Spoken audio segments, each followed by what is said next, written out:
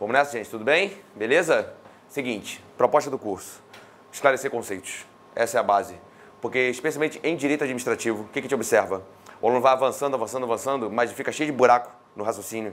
E às vezes está numa aula, sei lá, de serviços públicos lá na frente, e o cara ainda não sabe exatamente o que faz uma autarquia, o que é uma agência reguladora. E aí, numa aula de serviços públicos, eu já falo direto sobre a agência reguladora que fiscaliza o serviço público. Se o cara não sabe o que é a agência reguladora, a aula não flui. Então, a gente precisa disso. Vocês aqui no presencial serão o meu termômetro em relação a isso. A minha ideia é explicar os conceitos de uma forma um pouquinho diferente que eu faço lá no GE. Eu reformulei o material, da minha visão vai ficar de maneira mais simples agora. Mas se mesmo assim, terminei um tópico, não entendeu, Sobral, não estou entendendo, Sobral, na verdade é isso, na verdade é aquilo, vocês estão aqui exatamente para me ajudar, eu vou usá-los, a verdade é essa, né? Para que vocês sejam minha referência se a aula realmente está seguindo um padrão onde todo mundo está conseguindo entender tópico por tópico, beleza? Tá? Aí vamos lá. Eu botei algumas perguntas aí no material, que na verdade é um roteiro que eu quero seguir com vocês, para a gente poder chegar no direito administrativo. E a primeira pergunta ela pode parecer um pouco peculiar, para assim, para estudar direito administrativo, tem que saber primeiro o que é uma pessoa jurídica? Sim. Vamos entender a razão de ser de uma pessoa jurídica, gente, olha só. Se você causar dano a alguém, por exemplo, está andando pela rua e aí dirigindo seu carro e aí você bate no carro de outra pessoa, você pode vir a ser responsabilizado pelo pagamento de uma indenização, sim ou não? Sim, porque as pessoas naturalmente elas têm responsabilidade, beleza? Por favor. Porque as pessoas naturalmente elas têm responsabilidade. Então é algo inerente da capacidade de ser pessoa. Tá, aí vamos então pensar em relação a você que está nessa sala estudando para concurso público. Normalmente quem estuda para concurso público não está buscando ficar milionário. Quem estuda para concurso público está buscando estabilidade, uma vida tranquila. Quem busca ficar milionário vai para o mercado, iniciativa privada, vai abrir uma empresa, vai criar um negócio, onde o risco é muito maior. O risco de você tanto ficar milionário como de você quebrar e a falência. Mas vamos entender a lógica disso. Vamos dizer que você tem a sua casa e na sua casa você resolve... Aquela galera que faz isso rola muito no subúrbio. Na porta da casa o cara bota uma lanchonetezinha para poder vender hambúrguer, cachorro-quente, pizza, salgadinho final de semana. Aí o que ele faz? Ele contrata 2 empregados ali para poder ajudar ele e fica ali, bota uma cadeirinha na calçada e monta uma lanchonetezinha na porta de casa. Eu te pergunto, eu tenho uma atividade econômica ali naquele momento? Sim, eu estou vendendo alimento. Eu, inclusive, contratei empregado, organizei uma estrutura, eu tenho uma atividade econômica se manifestando ali.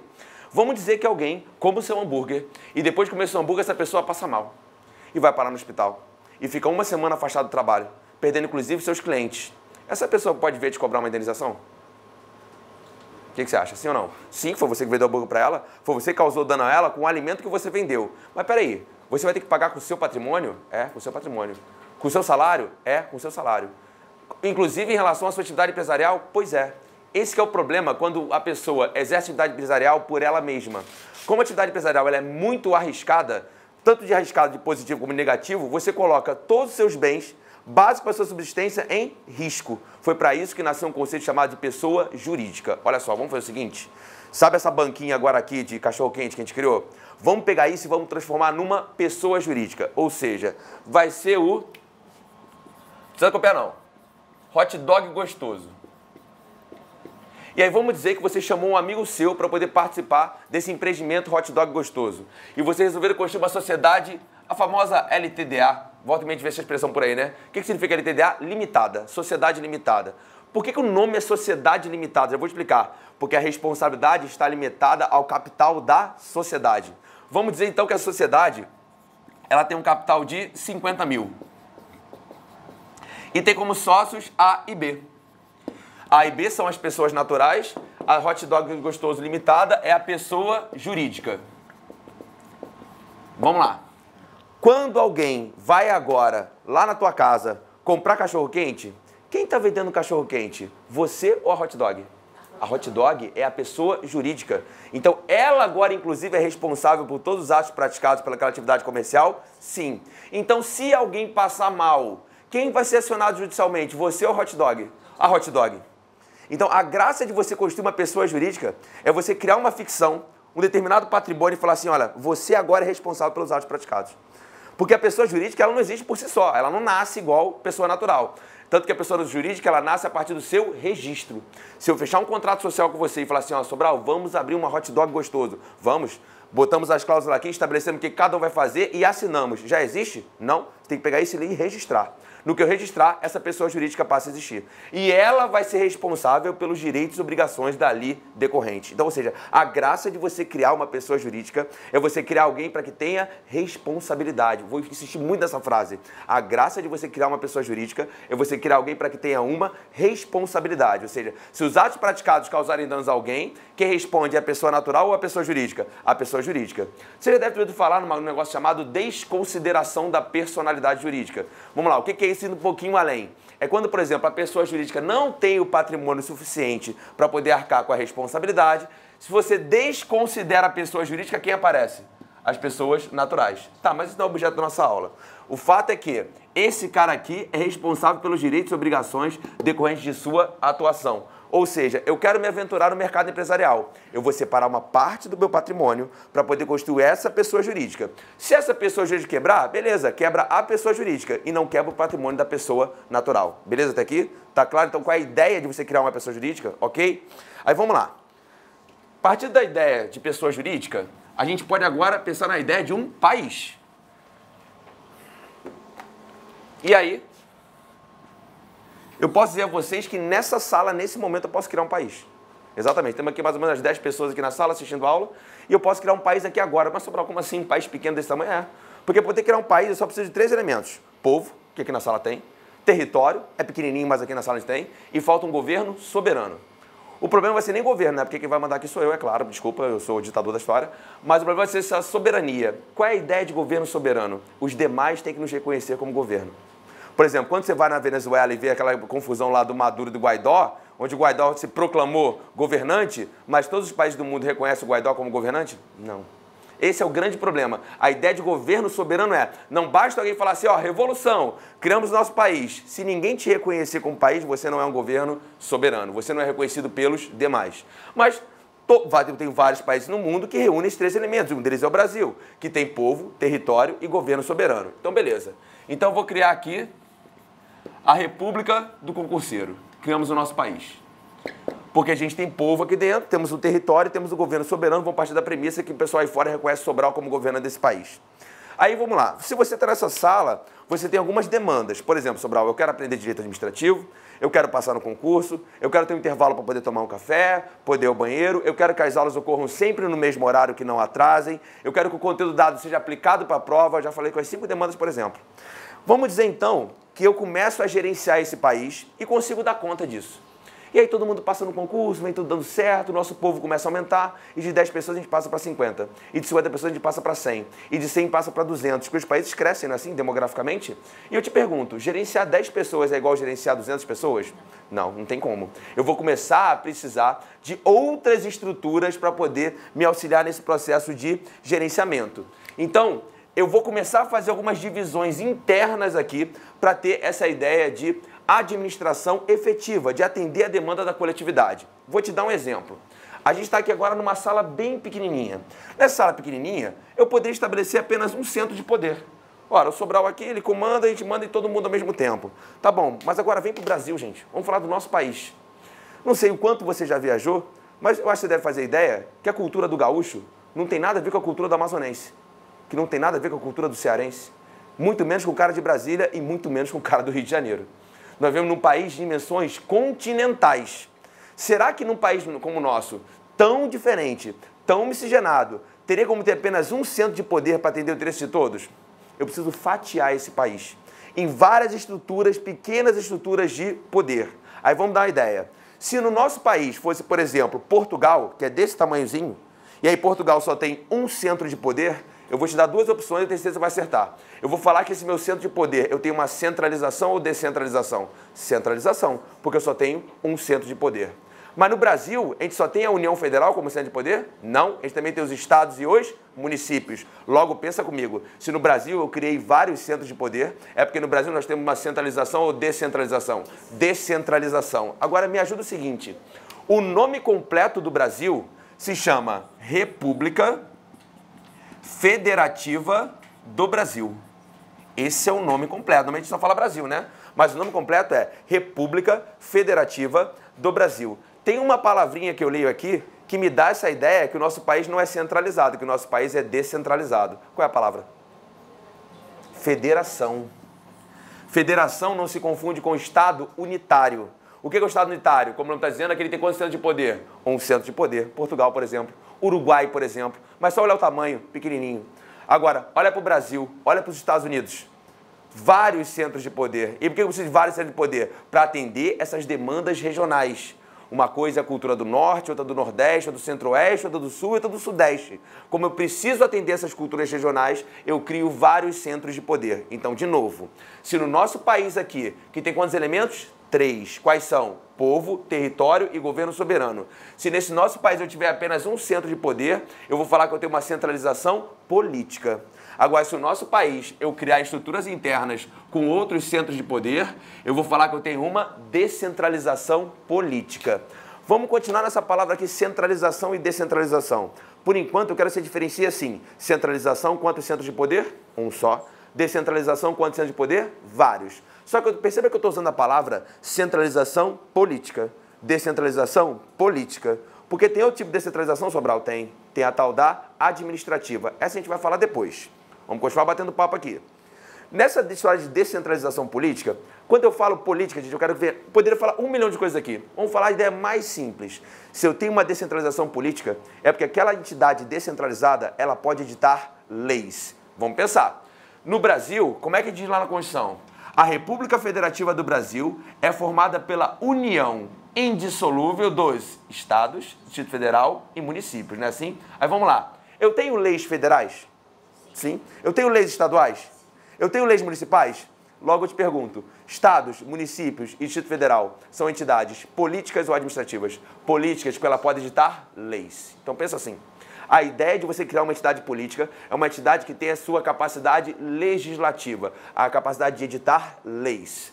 Então, no nosso país, tendo em vista a nossa dimensão continental, nós fizemos uma descentralização política. Mas vamos comparar um pouquinho com os Estados Unidos da América, onde a gente inspirou o nosso modelo de federação.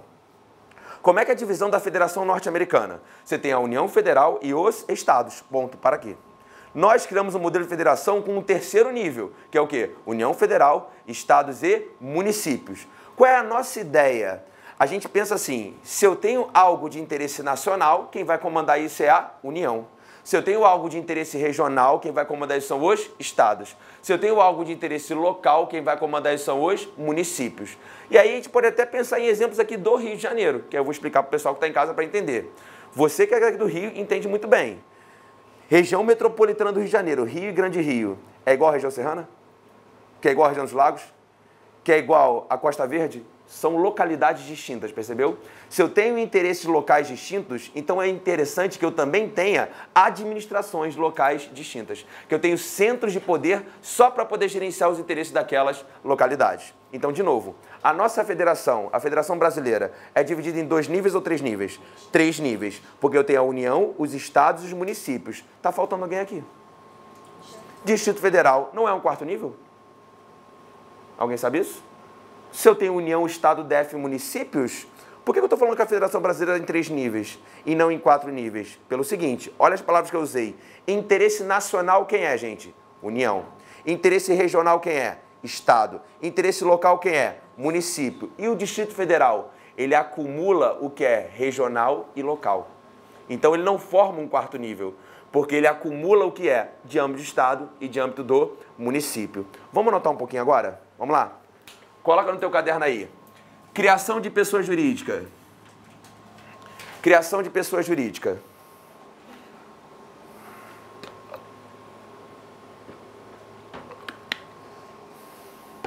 Criar alguém com personalidade própria. Criar alguém com personalidade própria, perdão.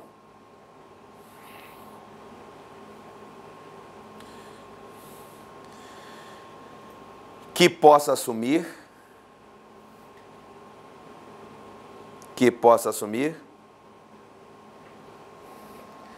responsabilidade pelos seus atos.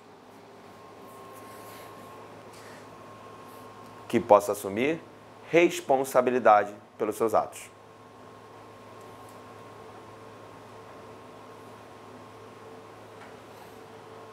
Vamos botar um exemplo simples aí?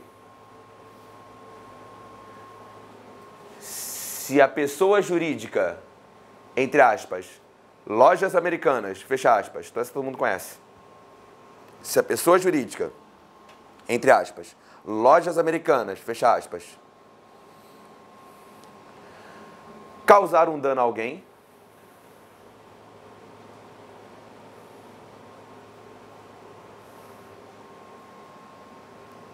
quem será obrigado a indenizar?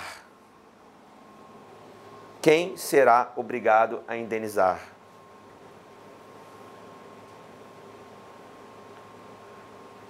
A pessoa jurídica ou seus administradores? Quem será obrigado a indenizar? A pessoa jurídica ou seus administradores?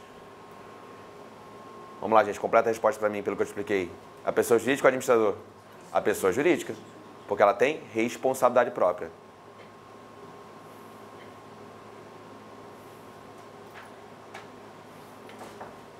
Foi? Vamos lá. Boa tarde. Boa tarde. Aí você vai fazer assim agora. Então, a pessoa jurídica. Agora vamos para aquela segunda parte da explicação, que são 3 elementos do Estado-nação. 3 elementos do Estado-nação.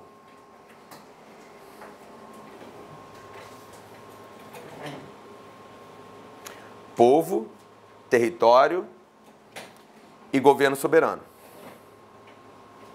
Povo, território e governo soberano.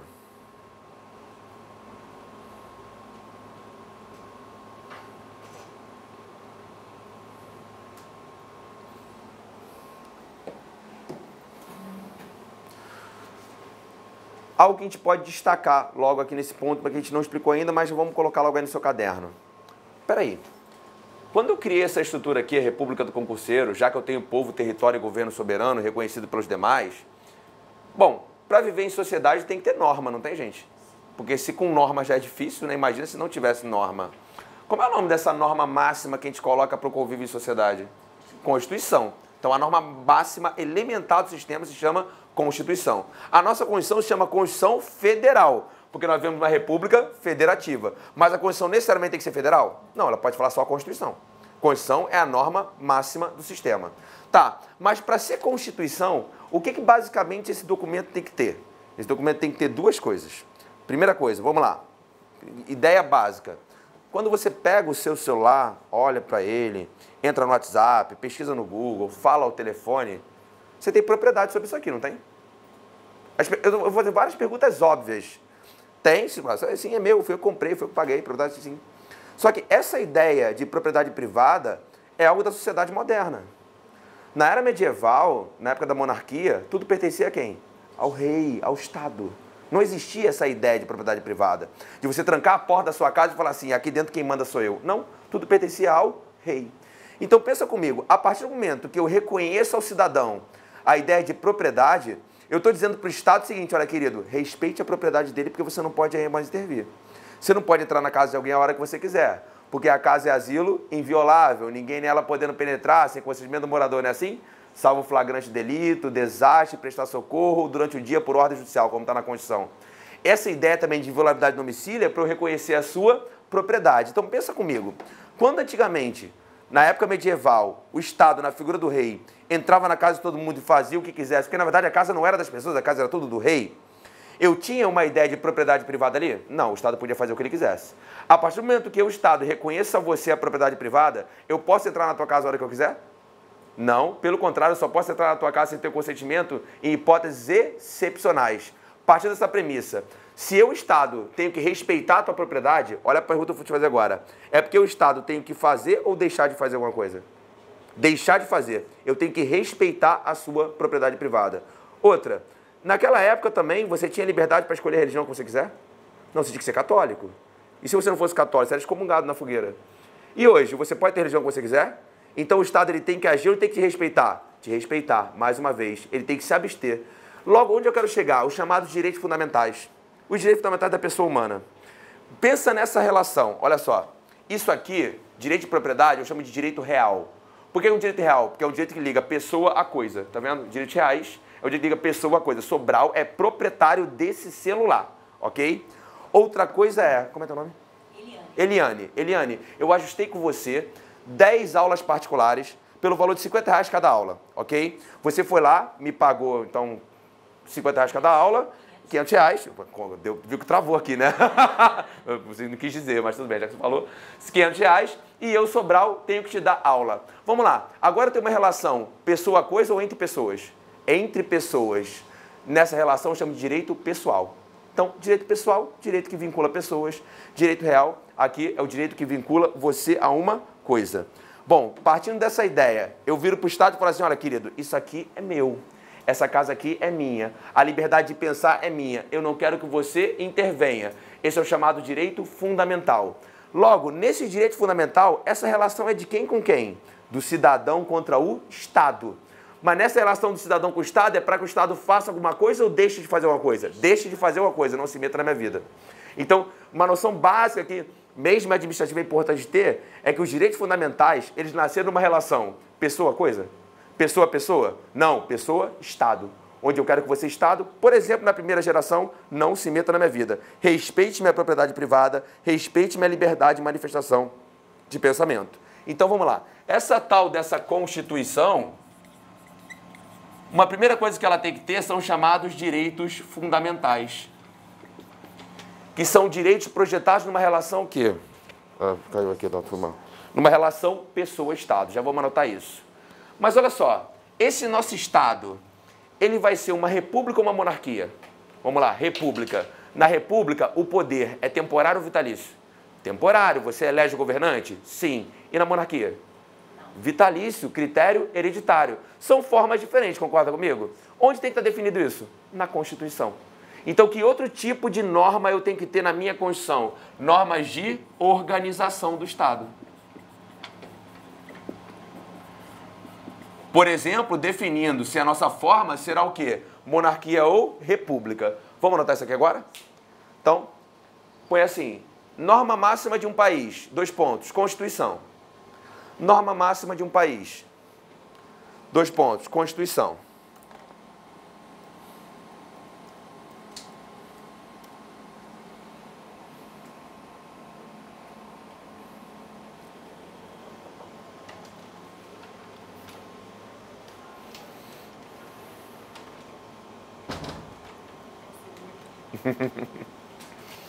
Norma máxima do país, Constituição. O que esse documento deve conter? Primeiro, direitos fundamentais.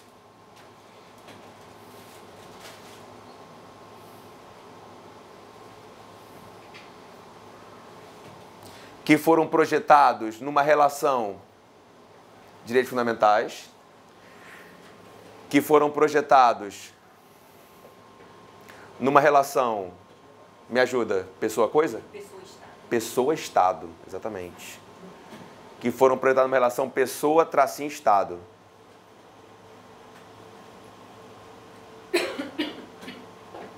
Vamos botar o exemplo para não esquecer? Posso botar a liberdade de pensamento como exemplo? Pode ser? Explicando a liberdade de pensamento. Pode o Estado definir a minha religião? Não. Exemplo, liberdade de pensamento. Pode o Estado definir minha religião? Não. Relação pessoa-Estado não se mete na minha vida.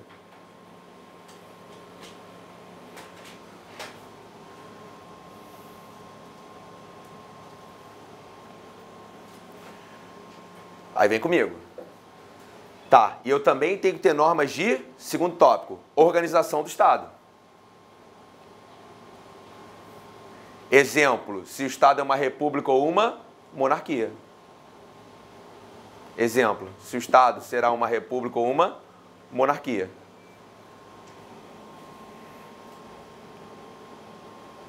Que é a nossa forma de governo. Aí só para deixar um conceito bem rasinho, você vai botar que na monarquia o poder é vitalício e na república o poder é temporário, por eleição. São formas distintas. Não tem certo e errado. É escolha.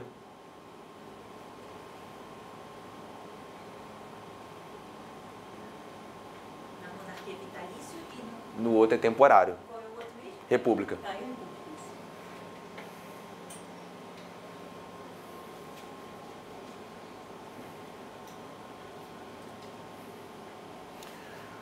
Solta a canetinha, vamos conversar um pouquinho.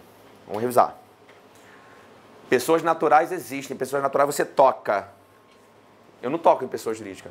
Pessoa jurídica é uma abstração. É algo que eu crio. É algo que eu crio para que esse algo tenha responsabilidade pelos seus próprios atos. Qual é a lógica, por exemplo, de eu criar isso na área empresarial? Para que eu não corra o risco da atividade empresarial. Para que aquela pessoa jurídica é que corra o risco, ok? A partir dessa ideia de pessoa jurídica, que é uma ficção que tem responsabilidade própria, uma atuação própria, vamos falar de um país, que é uma pessoa. Esse país tem que ter quantos elementos? 3. Quais são? Povo, território e governo soberano. Basta falar governo? Não, tem que ser governo soberano. E o governo soberano é aquele reconhecido pelos demais. Tá bom, criei esse país. Esse país é regido por um documento básico. Como é o nome desse documento? Constituição. Tem que ter qualquer coisa na Constituição? Não. Pelo menos 2 tipos de normas. Quais? Direitos fundamentais, que são direitos que estabelecem uma relação pessoa-Estado, e as chamadas normas de organização do Estado. Se o Estado, por exemplo, é uma monarquia ou uma república. Aí eu te faço uma pergunta.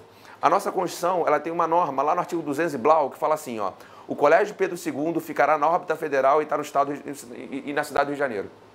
Mais ou menos isso. Colégio Pedro II, órbita federal, blá, blá, blá. Tem nada contra o Pedro II, tá?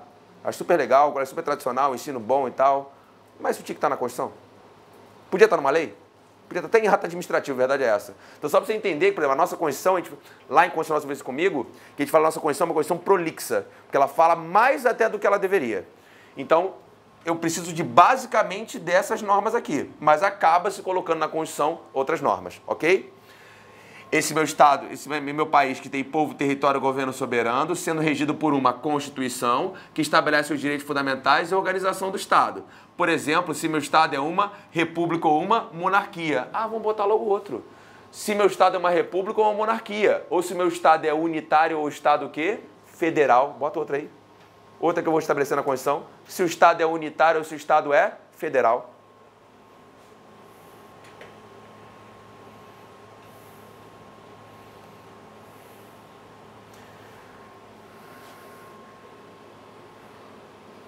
Vai, me deixa orgulhoso. Não anota ainda. Se eu falar que o Estado é unitário, eu tenho uma centralização político-administrativa. Política. Se eu falar que o Estado é federal, eu tenho uma descentralização política. Por quê? Porque essas entidades descentralizadas podem editar leis. Essa é a palavra mágica, né? Então, vou botar aqui, aí já coloca aí. Estado unitário, centralização política. Estado unitário, centralização política.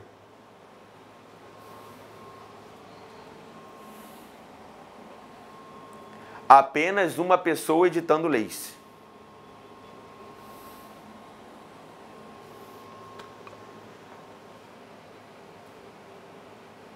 Exemplo, Uruguai.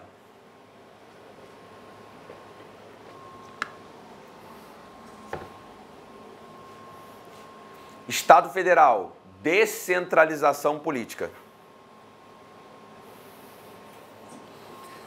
Descentralização política.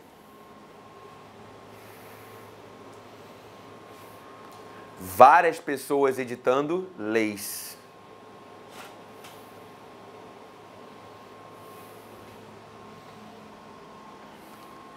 Exemplo, Estados Unidos e Brasil.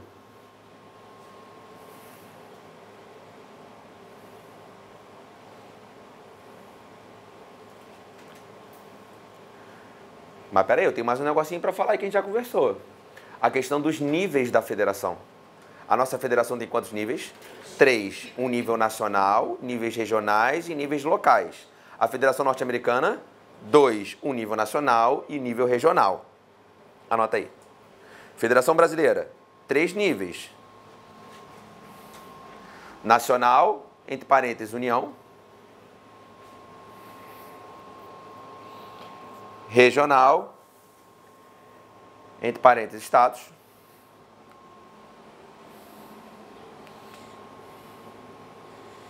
E local,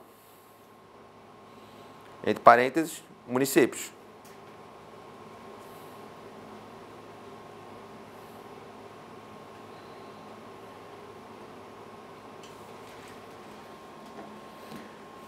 Primeira pergunta, depois anota. O Distrito Federal não forma um 4º nível? Não. Porque ele acumula competências estaduais e municipais.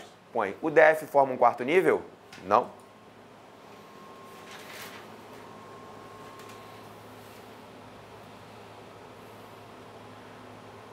Porque ele acumula competências estaduais e municipais.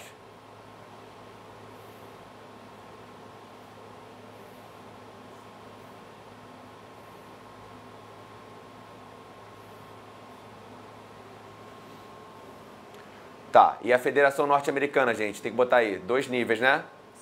Nacional, da União, e regional dos estados.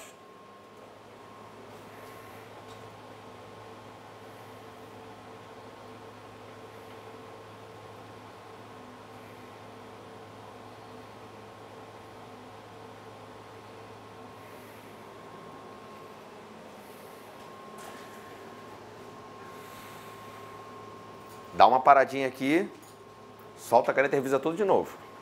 Comecei a aula falando para você sobre o conceito de pessoa jurídica, que é você criar alguém com, qual é a palavra mágica? Responsabilidade própria pelos seus atos. Beleza. E aí vim para a ideia do Estado-nação, que é algo que reúne 3 elementos, que são povo, território e governo soberano, que é aquele reconhecido pelos demais. Esse Estado-nação vai ser regido por um documento chamado Constituição, que é a norma máxima do sistema, que tem que conter pelo menos 2 tipos de categorias. Direitos fundamentais, que são normas que regulam a relação pessoa-Estado, e normas de organização do próprio Estado. Se o Estado é uma república ou uma monarquia, se o Estado é unitário ou federal. Se for Estado unitário, é porque eu optei pela centralização política. Apenas quantas pessoas fazem lei? Uma só. Agora, se eu optei por um Estado federal, eu tenho a descentralização política. Quantas pessoas fazem lei? Várias. E essa descentralização política, ela pode variar o número de níveis? Sim, porque na Federação Brasileira tem quantos níveis? 3. União, estados e municípios. Nacional, regional e local. Mas Sobral tem o DF, forma o 4º nível? Não, porque ele acumula competências estaduais e municipais. Já a Federação Norte-Americana, quantos níveis? 2 níveis, porque é só a União e os estados. Junto até aqui? Aí vamos lá. Agora eu vou dar uma apertada. Veja se eu posso falar o seguinte. As entidades descentralizadas politicamente, olha a minha frase. As entidades descentralizadas politicamente no Brasil são os estados, o Distrito Federal e os municípios. As entidades descentralizadas politicamente no Brasil são os estados, o DF e os municípios. Oi? O DF pode editar lei. Certo ou errado o que eu falei? Está demorando para julgar, então anota a frase. Então, você olhar para o caderno e pensar nela. Foi assim, no Brasil,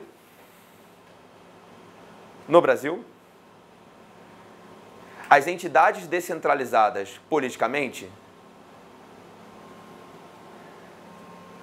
vou mudar um pouquinho a frase agora.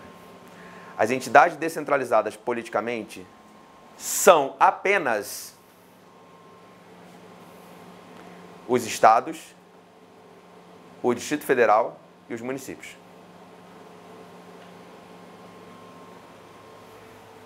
No Brasil, as entidades descentralizadas politicamente são apenas os estados, o Distrito Federal e os municípios. Quem eu não coloquei aí? A União. E a União é uma entidade política, né? Faz lei, não faz? Oxe, é a que mais faz. Certo ou errado? Por que está errado? Porque faltou união. Quem concorda? Vamos lá, ó. Tá muito primeira aula. Vamos passar essa fase, vamos ficar logo aí, soltinho. Vamos lá, vira, pronto. Pronto, passa logo. Aquela fase do início, depois eu fiquei travado. Bora, gente, solta logo aí, vamos lá. Eu não coloquei a união como descentralização política. Porque ela é o poder central. A união não é uma descentralização. A união é o poder central. Quando eu espalho para estados e municípios, é a hora que eu descentralizo. Percebeu? Pronto, não esquece, mas é isso que eu quero. Eu quero que... Gente, toda vez que eu faço uma pergunta, você trava e erra, é o melhor momento. Sabe por quê? Causa uma coisa chamada memória emocional. Fala, putz, errei aquele negócio, não vou esquecer mais. Então, de novo, olha para a minha frase agora. Tá certo ou errado? Tá certo. E justifica. Pois a união é o poder central. Pois a união é o poder central. Logo, não é descentralização.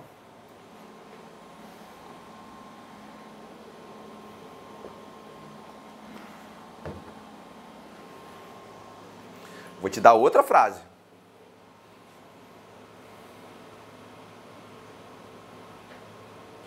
Anota. As entidades descentralizadas politicamente,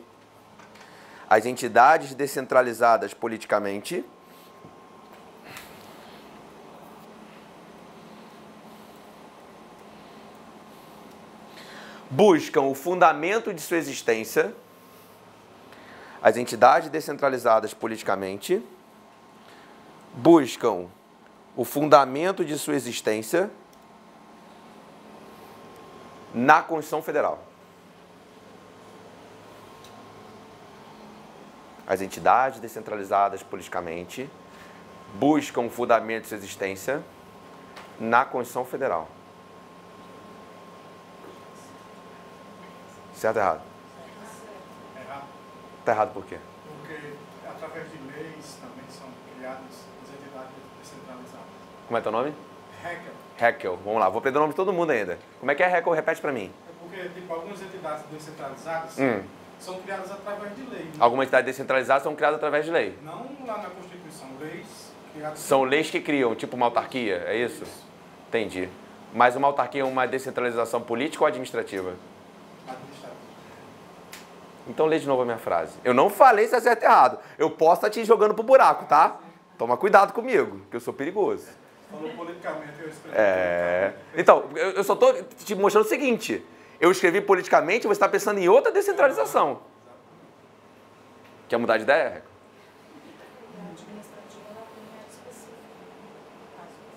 É, numa autarquia. Mas pensa só nos estados. Vamos lá. Por que os estados existem?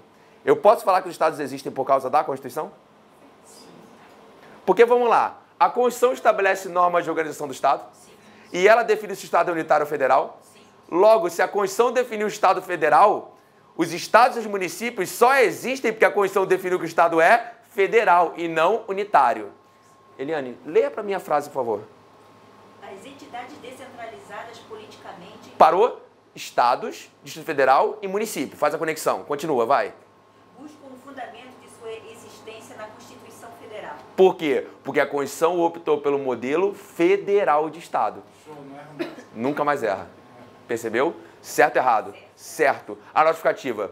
Certo, pois a Constituição optou pelo modelo federal e não pelo modelo unitário. Muito bom.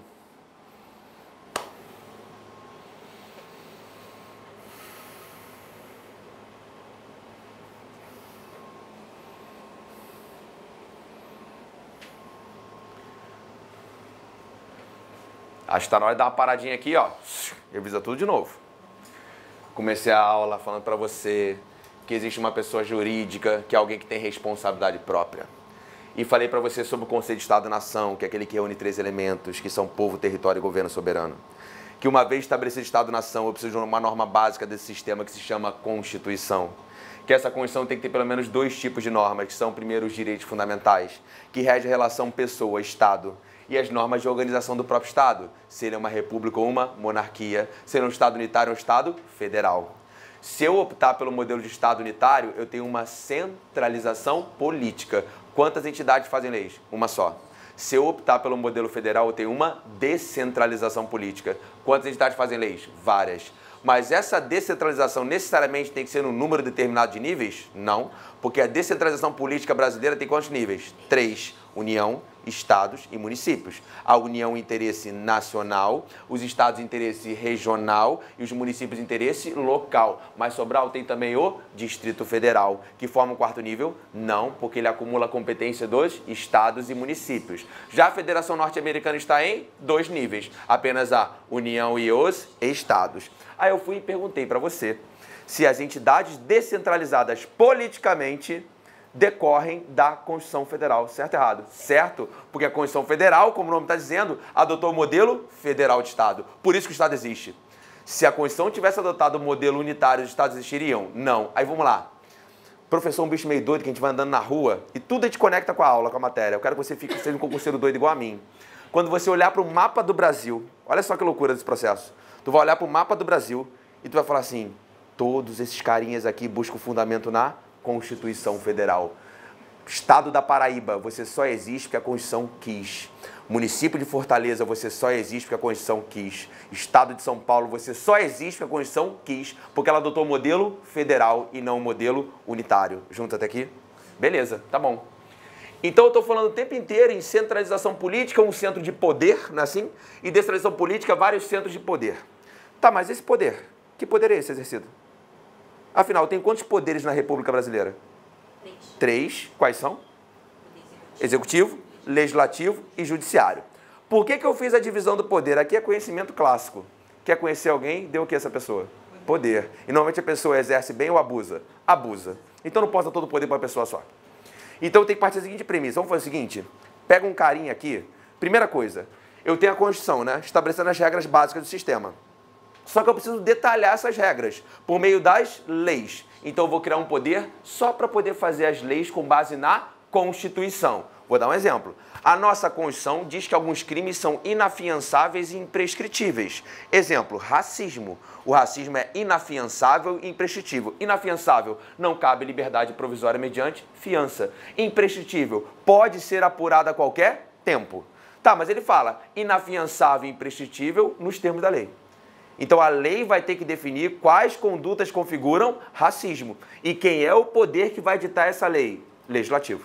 Então, função básica do Legislativo, olhar para a Constituição e falar assim, quais são as normas que eu tenho que editar com base na Constituição? Sou eu que estabeleço as regras do jogo. Então, por isso é que quando eu olho para o Poder Legislativo, Executivo e Judiciário, o primeiro que tem que atuar é o Poder Legislativo, que é estabelecer as regras. Tá bom, estabelecemos as regras, agora alguém tem que administrar, né? Quem vai ser o Poder? Executivo. Por isso que a gente fala que a atuação do Executivo é primária ou secundária? Secundária, porque ela vem depois da atuação do Poder Legislativo. Com base nas regras estabelecidas, agora eu administro a coisa pública. Ok, imagine que a gente viva, gente, numa sociedade perfeita. Todo mundo cumpre todas as leis, ninguém entra em conflito, ninguém faz nada de errado, tudo perfeito, lindo. O que faria o Poder Judiciário nessa sociedade? Nada. Porém, é assim que funciona? Viver em sociedade é causar conflito. Para isso existe o poder o quê? Judiciário, que exerce a jurisdição. Jurisdição, dizer o direito. Dizer o direito e aplicar no caso concreto. Fala assim, você está certa, você está errada. Julgo o procedente em teu favor. Pague a ela. Essa é a lógica do Poder Judiciário. Então, quais são as 3 funções? Legislativa, executiva e jurisdicional. Legislativa, criar as leis. Executiva, administrar. E jurisdicional, de exercer a jurisdição, dizer quem tem direito em determinado caso concreto. Tá bom. Essa tripartição de poderes, agora vamos pensar. Se a gente vivesse num Estado unitário, era muito fácil, porque era só um centro de poder e eu dividia em 3 esse centro de poder. Só que a gente vive no Estado unitário? Nós vivemos no Estado federal. Aí eu tenho que fazer uma divisão de poderes em âmbito nacional, em âmbito regional e em âmbito local. Aí vem comigo. Em âmbito nacional, eu tenho tripartição de poderes? Eu tenho legislativo, executivo e judiciário da União. Em âmbito regional, eu tenho tripartição de poderes? Eu tenho legislativo, executivo e judiciário dos estados. Em âmbito municipal, eu tenho? Não existe judiciário municipal. Em âmbito legislativo, em âmbito municipal só tenho legislativo e poder executivo. Vamos anotar um pouquinho sobre isso agora? Vamos lá. Funções típicas e atípicas dos poderes. Perdão, vamos botar só a tripartição de poderes primeiro.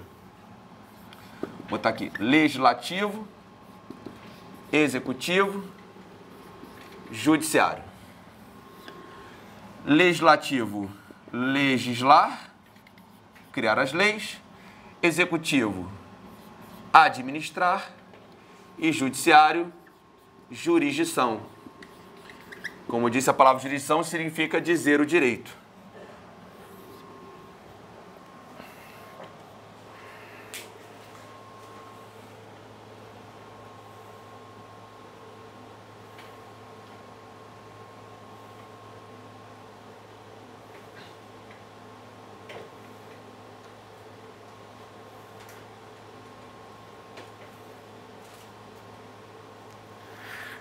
Aí vamos lá.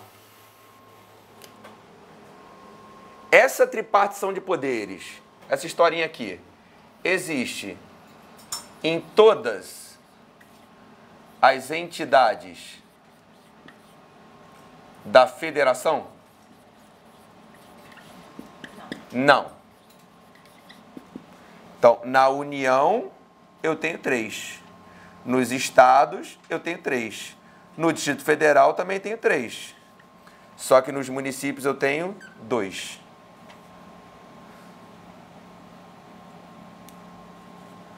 Eu só tenho legislativo e executivo, não tenho judiciário municipal.